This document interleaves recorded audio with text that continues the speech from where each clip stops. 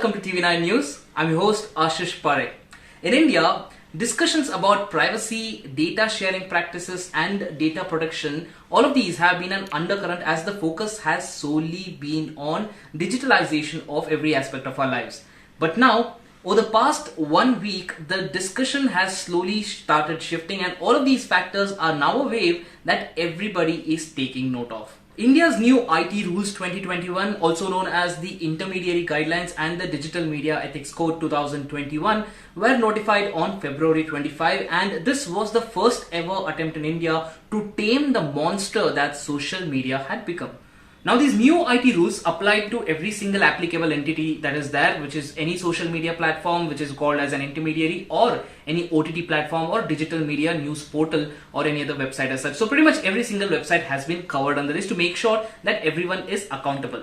Now this new IT rule has 3 layers to it. First is self-regulation. Second is self-regulation by a self-regulatory body. Third is an oversight mechanism, and this is where the problems began. Now, as part of the new IT rules, every single social media company in the country had to appoint a chief compliant officer, a nodal contact officer, and also a grievance redressal officer. Now, the center had actually notified this particular IT law, like I told you, on February 25, and this was to be complied with within 3 months, and this particular duration ended on May 25. The 3-month period ended then. And that is when the center actually wrote to the social media companies asking them for the details of all of these officers. They asked for the details of the chief compliant officer, the nodal officer and the grievance redressal officer. They asked them for the name, address and also the designation of these particular people. But the social media companies actually, instead of giving out the information, giving out all of these details to the center, went ahead and started making public statements. And the social media companies that I'm talking about here are WhatsApp and Twitter.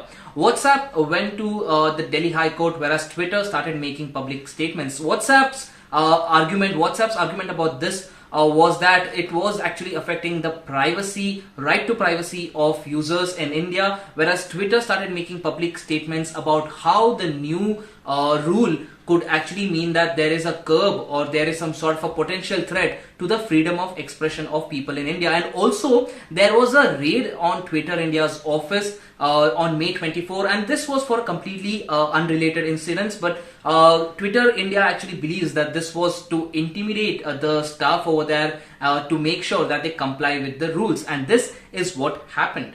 But in an unprecedented rebuttal of the statements and the moves that were being done by social media companies, the central government, the center in fact came out blasting these social media companies and reminding them that the right to privacy and freedom of expression is something that the largest democracy in the world shouldn't be lectured on. And also at the same time that the company should respect the law of the land where they also were collecting data from. So this is what the central government had to say. But what exactly is the issue here? Why is WhatsApp going to the courts? Why is Twitter making public statements? Why are they not simply complying with the rules? While Facebook has said that it will find ways to comply with these IT rules. What exactly is the issue here?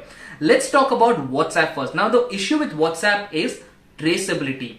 Now what is the issue here? Now traceability means that, for example, there is a fake news that comes out, there is something that causes riots, so the government will actually, the WhatsApp will have to provide the information to the government about the person who started a fake message or the fake information first.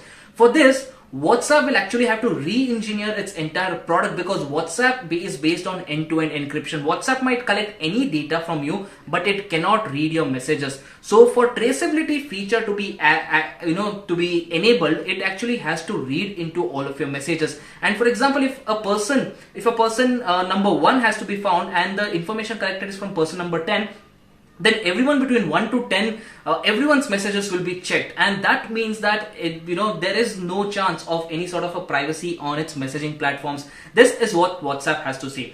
Twitter, on the other hand, says that while the government wants it to take down fake content or fake news or any other sort of disputed content that is being put out, this would actually mean that the information that is shared on Twitter will be the one that the central government is happy with, which means that there will be a biased censoring or a biased sharing of information on its platforms, which will curb the freedom of expression of those who are opposing the center's ideology. Anything said against the center will ask Twitter to take it down, and that would actually mean that there will be no freedom of expressions on the platform. So this is the argument that Twitter and WhatsApp are putting forward.